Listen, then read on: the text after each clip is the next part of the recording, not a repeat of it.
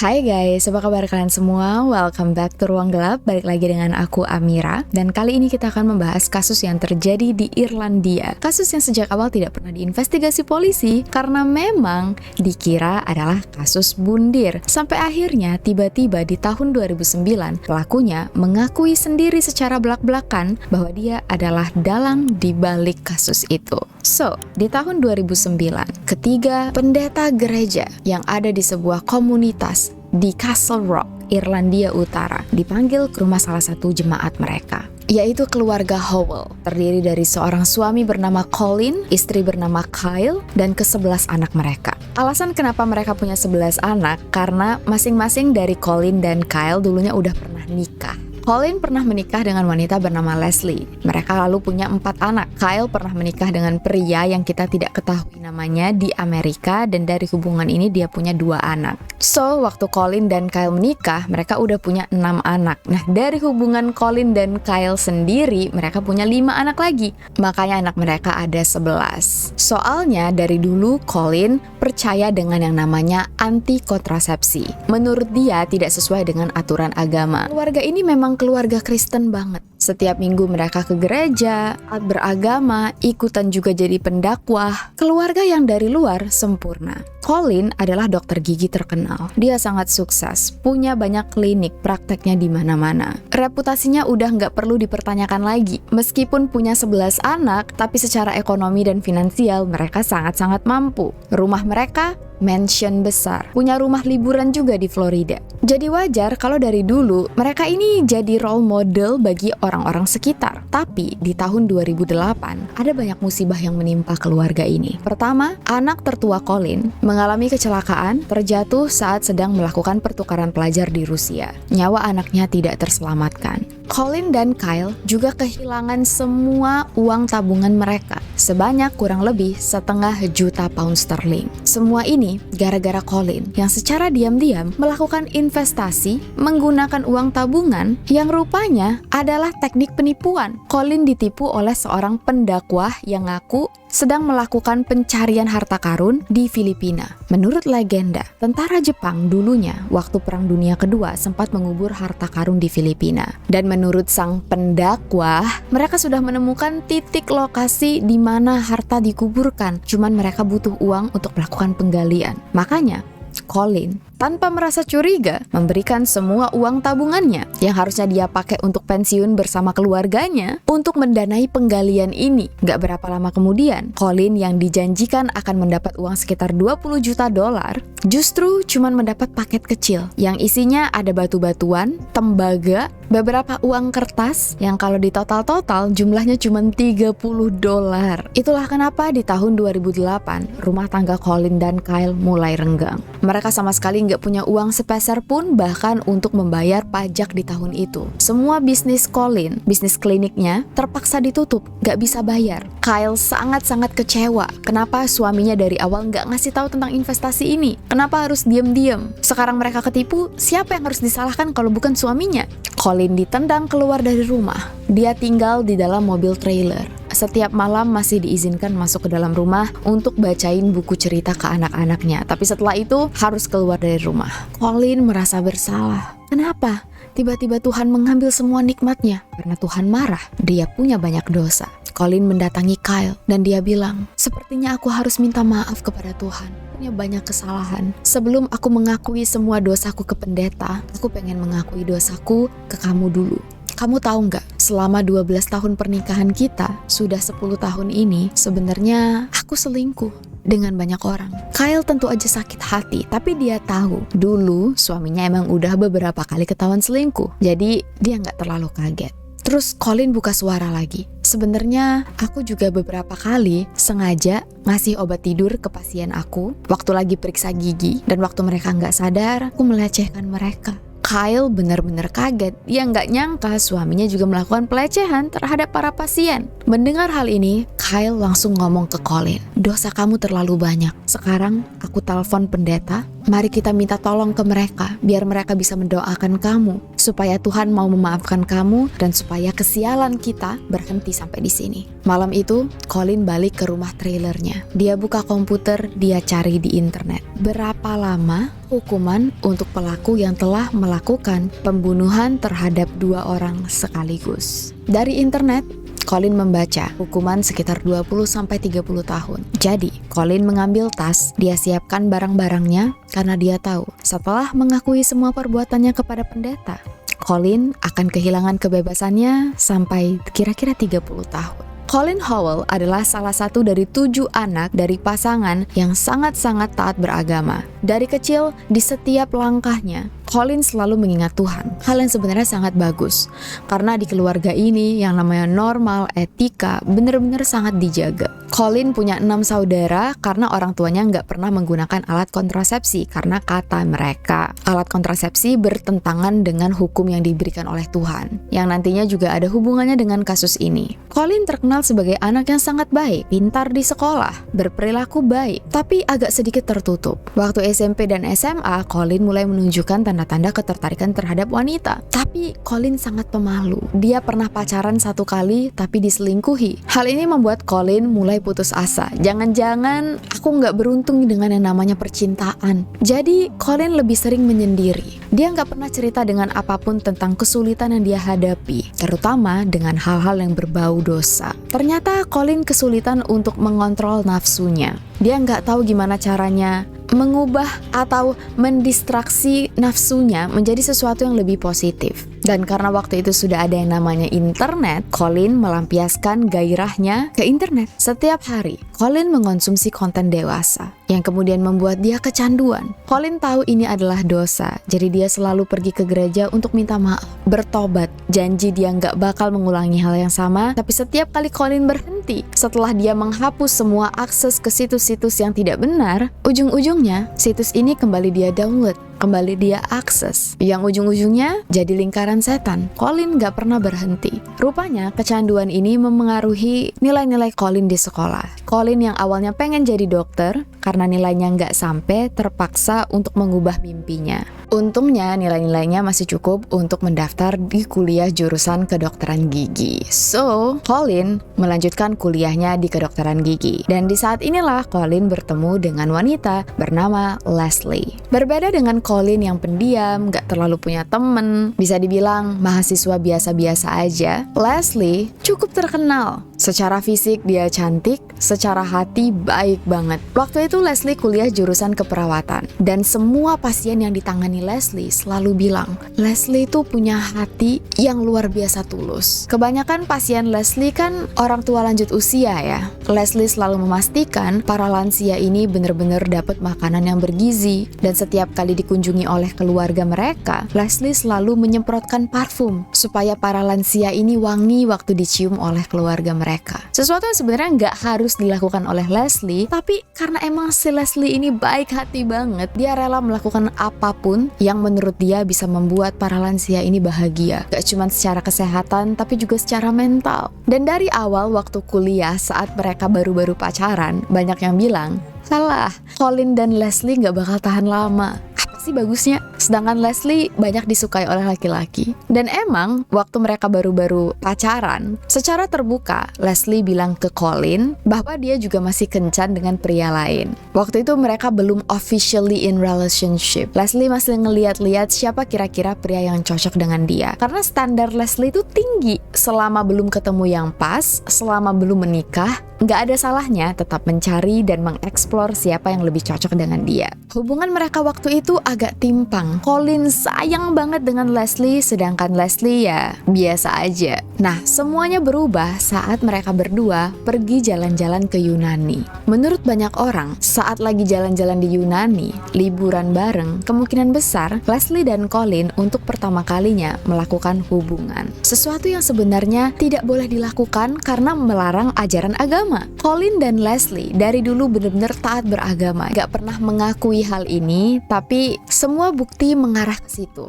Karena sepulang dari jalan-jalan ke Yunani, Leslie melakukan aborsi sebanyak 3 kali. Tentu aja waktu itu aborsi ini dilakukan secara diam-diam. Leslie dan Colin pergi ke suatu tempat di London untuk menggugurkan kandungan, dan gilanya Colin menyuruh Leslie untuk membayar sendiri. Colin bener-bener cuma nemenin aja. Padahal yang sama-sama berbuat kan mereka berdua ya. Dipercayai juga kenapa bisa hamil sampai 3 kali karena Colin dan Leslie menganggap alat kontrasepsi tidak cocok dengan ajaran agama mereka. Dan ini adalah hal yang sangat memalukan juga bagi mereka karena keduanya terkenal sangat taat beragama. So, setelah melakukan hubungan, aborsi 3 kali, Leslie entah kenapa jadi cinta banget dengan Colin. Dan justru sekarang kebalikannya, Colin merasa hubungannya dengan Leslie biasa-biasa aja. Ternyata semua yang dia tonton di internet itu beda dengan kenyataan yang dia alami dengan Leslie. Tapi, keduanya merasa bersalah. Mereka tahu apa yang mereka lakukan adalah dosa. Mereka sudah terlalu jauh, jadi sudah sewajarnya setelah mereka lulus kuliah, mereka harus menikah. Leslie benar-benar bahagia, dia merasa nyaman. Untung aja,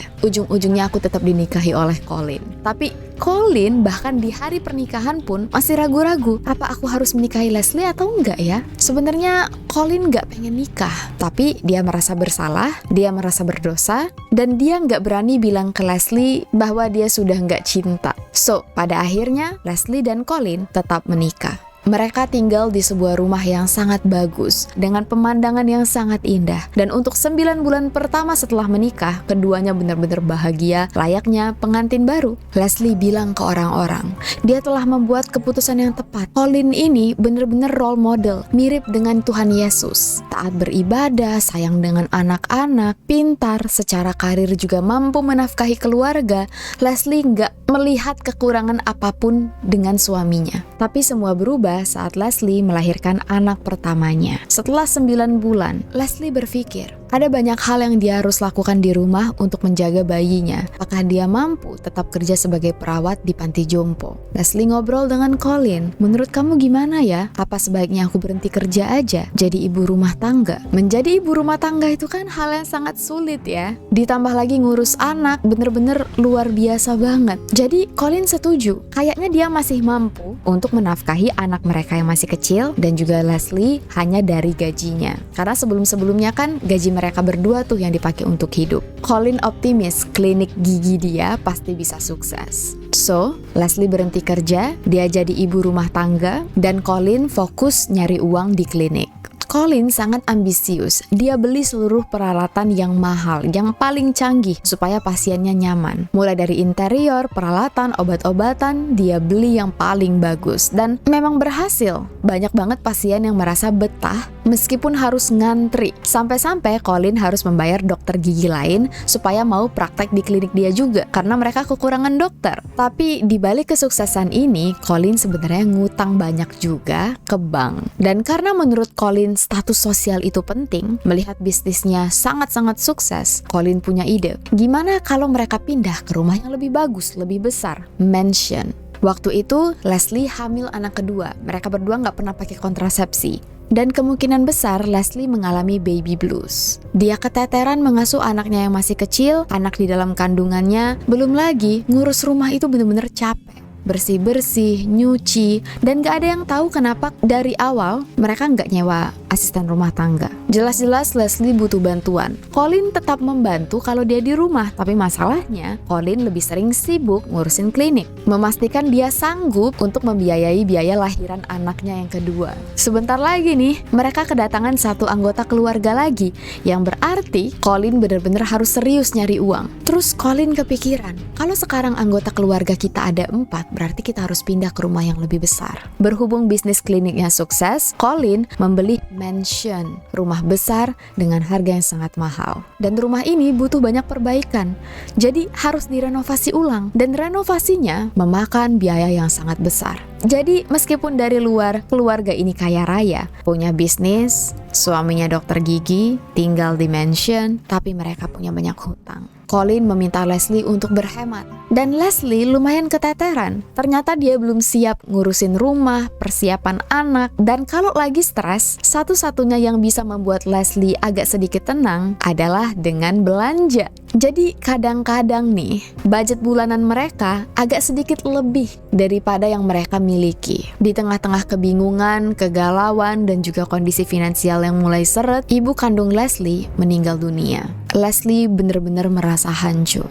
Leslie mengaku dia kehilangan jati dirinya sendiri. Dia bukan lagi Leslie Howell, tapi istrinya Colin Howell. Boro-boro ngurusin diri sendiri, ngurusin anak-anak aja udah setengah mati. Terus sekarang dia ditinggal oleh ibunya. Setelah melahirkan bayi keduanya, karena Leslie dan Colin gak pernah pakai alat kontrasepsi, Leslie hamil lagi. Waktu itu mereka sudah punya 3 anak. Leslie hamil anak keempat. Leslie gak bisa nganterin anak-anaknya pergi ke sekolah. Jadi yang nganterin anak ke sekolah adalah Colin. Colin mulai berinteraksi dengan ibu dari anak-anak lain. Salah satunya seorang wanita yang bernama Hazel Buchanan. Hazel dan suaminya Trevor pergi ke gereja yang sama dengan Colin dan Leslie. Mereka dari dulu udah lumayan kenal tapi nggak pernah akrab. Hazel adalah seorang ibu rumah tangga. Trevor suaminya adalah seorang polisi. Kedua anak mereka sekolah di sekolah yang sama dengan anak-anak Leslie dan Colin. Dari sini, Colin dan Hazel mulai ngobrol. Awalnya cuman ngobrol-ngobrol biasa, tapi lama-lama mereka berdua mulai menaruh perasaan lebih. Suatu hari, waktu anak-anak mereka ada pelajaran renang, Colin bilang ke Leslie, "Tenang aja, hari ini biar aku yang nganterin anak-anak ke kelas renang." Leslie nggak tahu bahwa Colin sudah menyusun rencana untuk berenang bareng Hazel. Di saat orang tua lain nyemplung ke kolam renang untuk ngajarin anak-anaknya, Colin dan Hazel justru berduaan di pinggir kolam renang melakukan hal yang enggak. Sampai ibu-ibu lain di sekitar mulai menggosip, Colin sama Hazel nih kayaknya ada apa-apa deh. Jangan-jangan mereka selingkuh. Mulai tersebar rumor tentang perselingkuhan. Leslie dan Trevor mulai mendengar cerita juga bahwa pasangan mereka ini berselingkuh. Tapi Leslie dan Trevor agak sedikit berbeda. Trevor berusaha menutup mata. Dulu sebelum Trevor jadi polisi, dia ini anak ugal-ugalan. Masa depannya nggak jelas, bingung mau jadi apa. Sampai akhirnya dia bertemu dengan Hazel yang mengubah segalanya. Gara-gara Hazel, Trevor mulai punya mimpi, ingin membenahi diri. Dan gara-gara Hazel, Trevor bisa menjadi polisi. Trevor merasa keluarga bahagia yang dia miliki sekarang semuanya karena Hazel. Dan sekarang Hazel selingkuh, Trevor dengan besar hati akan memaafkannya. Dan memang dari dulu, apapun yang diminta oleh Hazel selalu dikasih oleh Trevor. Pengen baju mahal, barang-barang mahal, tas mahal, apapun bakal Trevor kasih ke Hazel. Jadi, waktu Trevor mendengar berita tentang perselingkuhan ini, Trevor sama sekali nggak nanya Hazel karena dia nggak mau tahu apa yang terjadi. Dia nggak mau Hazel memilih Colin daripada dia. So, Trevor diem aja. Bahkan waktu Hazel tiba-tiba beli gitar dan bilang ke Trevor, "Nanti setiap seminggu sekali Colin bakal datang ke rumah kita ya, soalnya aku mau belajar gitar." Colin jago loh.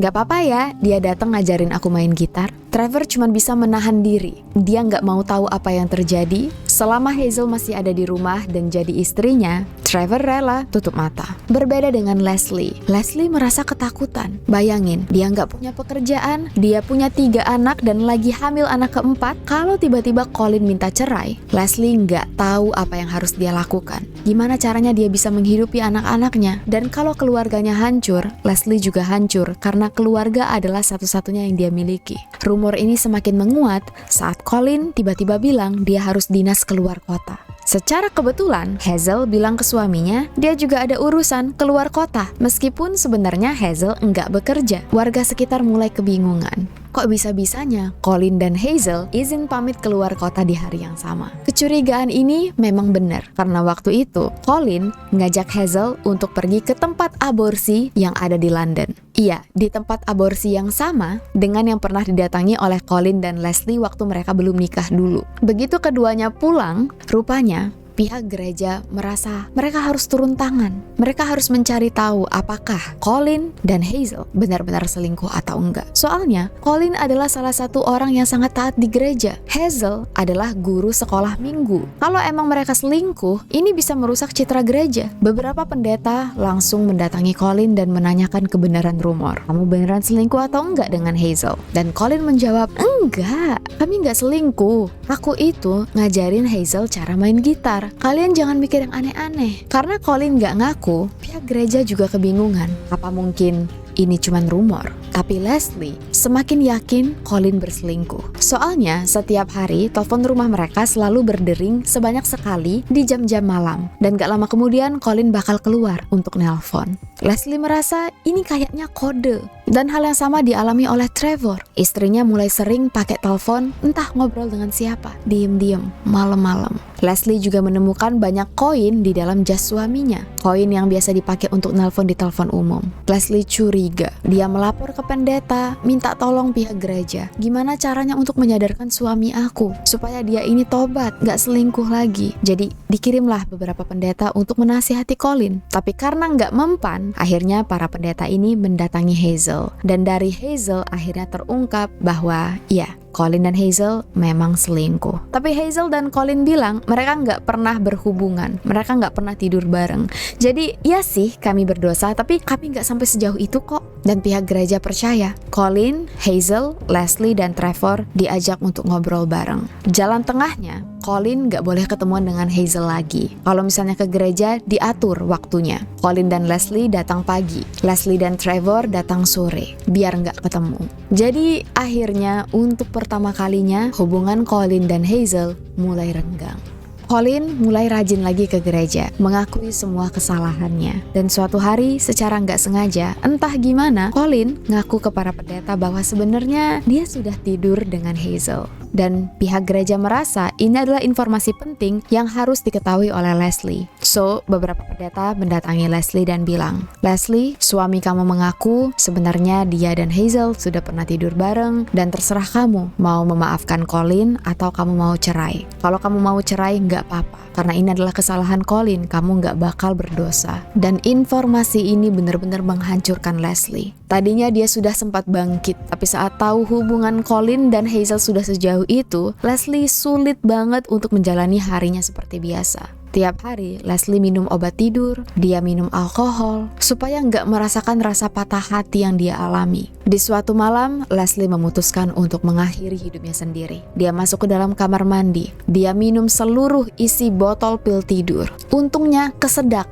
Jadi seluruh obat tadi keluar. Leslie ambil kunci mobil, dia bawa mobilnya keluar, dan hari itu dia pengen menghabisi dirinya sendiri. Tapi di tengah jalan Leslie sadar, dia punya 4 anak yang harus diasuh. Jadi Leslie malah pergi ke rumah sakit untuk minta lambungnya dipompa, biar semua obat-obatan yang dia telan dikeluarkan. Dan waktu dirawat di rumah sakit, Leslie mendapat semacam pencerahan. Dia pengen berubah, dia pengen menyelamatkan keluarganya dengan cara merebut kembali cinta suaminya. Begitu keluar dari rumah sakit, Leslie daftar untuk diet, pergi ke salon, mempercantik diri, dan semakin hari, penampilan Leslie makin berubah. Leslie semakin mirip dengan Hazel. Mulai dari gaya rambut, cara berpakaian, ini yang bikin aku sedih banget. Leslie juga sering nanya ke orang-orang sekitar, pernah nggak Colin nanya-nanya tentang Hazel? Pernah nggak suami aku bilang apa sih yang sebenarnya dia sukai dari Hazel? Karena Leslie pengen berubah, dia pengen mencontoh Hazel. Di sisi lain, hubungan Colin dan Hazel makin memanas. Mereka merasa mereka menjadi pemeran utama sebuah film tentang kisah cinta yang dihadangi oleh orang sekitar.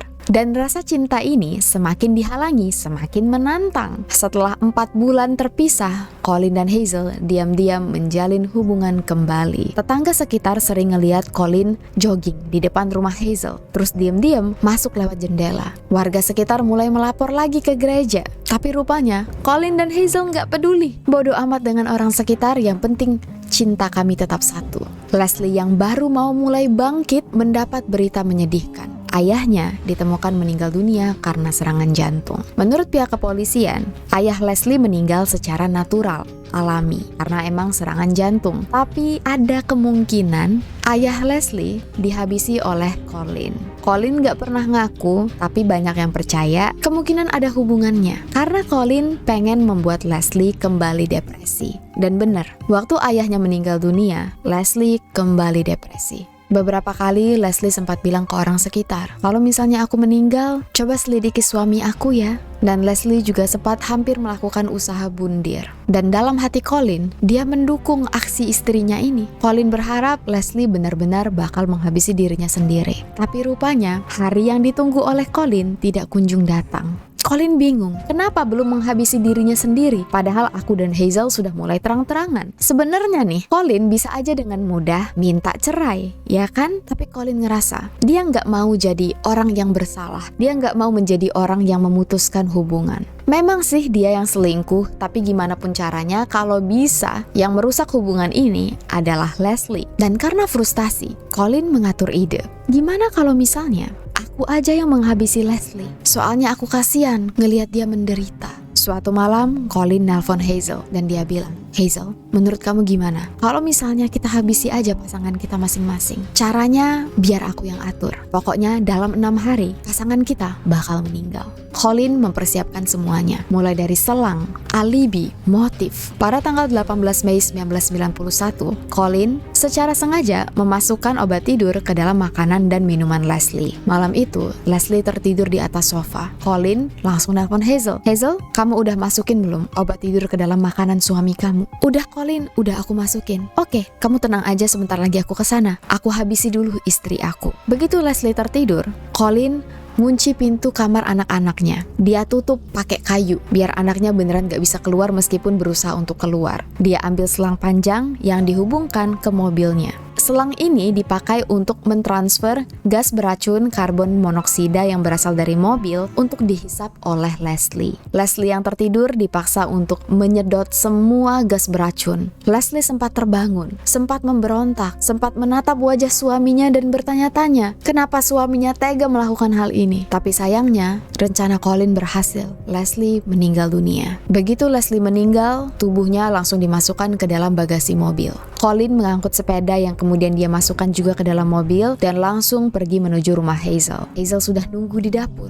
Begitu melihat mobil Colin datang, Hazel buka pintu. Ayo cepat masuk, Trevor sudah tidur. Dan Colin melakukan hal yang sama. Dia menghubungkan selang ke dalam mobil yang dipenuhi dengan gas beracun karbon monoksida yang kemudian dihubungkan ke hidung dan mulut Trevor. Trevor juga sempat terbangun, sempat terjadi perlawanan. Tapi lagi-lagi usaha Colin berhasil. Trevor juga meninggal dunia. Tubuh Trevor dimasukkan ke dalam mobil dan Colin bilang ke Hazel untuk segera membersihkan rumahnya. Ingat ya, besok kalau polisi datang ke sini, kamu bilang ke polisi kamu sempat mendengar Trevor dan Leslie bisik-bisik membicarakan sesuatu yang merupakan rahasia. Setelah itu, Colin masuk ke dalam mobil. Dia bawa jenazah Leslie dan Trevor ke rumah ayahnya Leslie. Colin membuat seolah-olah Trevor dan Leslie bersama-sama merencanakan untuk bundir. Jenazah Trevor dia dudukkan di kursi pengemudi. Jenazah Leslie tetap ada di bagian belakang mobil. HP Leslie juga ditaruh di situ dan dia putar lagu-lagu kesenangan Leslie. Mesin mobil dia nyalakan supaya mobil dipenuhi gas beracun. Colin turunin sepeda yang tadi sudah dia bawa untuk balik ke rumah. Besok harinya, Colin menjalankan aktingnya. Pagi itu dia pura-pura panik, nelpon polisi. Istri aku hilang. Istri aku sempat berusaha untuk bundir. Aku takut istri aku benar-benar melakukannya. Colin juga bilang, malam itu Trevor tiba-tiba menjemput Leslie. Mereka sempat berantem, tapi Leslie dan Trevor tetap kekeh keluar. Jadi pihak kepolisian, pihak gereja, warga sekitar semuanya panik. Mereka mencari Leslie dan Trevor yang menghilang. Dan tiba-tiba Colin bilang, jangan-jangan Leslie ke rumah mendiang ayahnya. Soalnya akhir-akhir ini Leslie depresi karena mendiang ayahnya meninggal. Waktu diperiksa, ditemukanlah jenazah Trevor dan Leslie di dalam mobil. Dan menurut semua bukti yang ada di sekitar, polisi menyimpulkan bahwa Trevor dan Leslie melakukan bundir bersama-sama. Waktu di pemakaman, warga sekitar merasa Colin dan Hazel bertingkah aneh, tapi nggak pernah mikir bahwa Colin dan Hazel adalah orang di balik meninggalnya Trevor dan Leslie. Mereka semua emang bisik-bisik, tapi bilangnya, nih, gara-gara pasangan mereka selingkuh nih. Makanya Leslie dan Trevor bundir. Colin juga sempat nitip surat ke tetangga mereka. Surat untuk Hazel. Dan tetangga ini merasa kepo. Kira-kira apa ya di dalam surat Colin? Jadi, dia buka amplop ini secara diam-diam. Di dalam surat ini, Colin mengajak Hazel untuk mendiskusikan hubungan mereka lebih lanjut. Dan di akhir paragraf, Colin sempat bilang, karena aku, nyawa istriku sudah melayang. Tapi, aku yakin kita bisa membesarkan anak kita bersama-sama. Menurut tetangganya, paragraf ini aneh. Tapi mungkin maksudnya gara-gara dia selingkuh. Makanya Leslie bundir, bukan karena Colin menghabisi istrinya. Tapi nggak tahu kenapa, si tetangga ini ngerasa kayaknya dia harus memfotokopi surat ini. Punya firasat aja, jadi dia fotokopilah surat ini, yang fotokopiannya dia kasih ke Hazel, yang asli dia simpan selama 18 tahun. 2 bulan setelah pemakaman, Hazel dan Colin melanjutkan hubungan mereka. Sempat berpacaran selama 4 tahun. Setelah 4 tahun, keduanya memutuskan untuk putus karena nggak cocok. Menurut Hazel, semenjak kematian Trevor dan Leslie, dia sudah nggak bisa lagi berhubungan dengan Colin. Dia selalu merasa bersalah. Colin nggak habis pikir. Dia sudah rela menghabisi nyawa Leslie dan Trevor. Kok bisa-bisanya Hazel bilang nggak bisa tidur bareng lagi?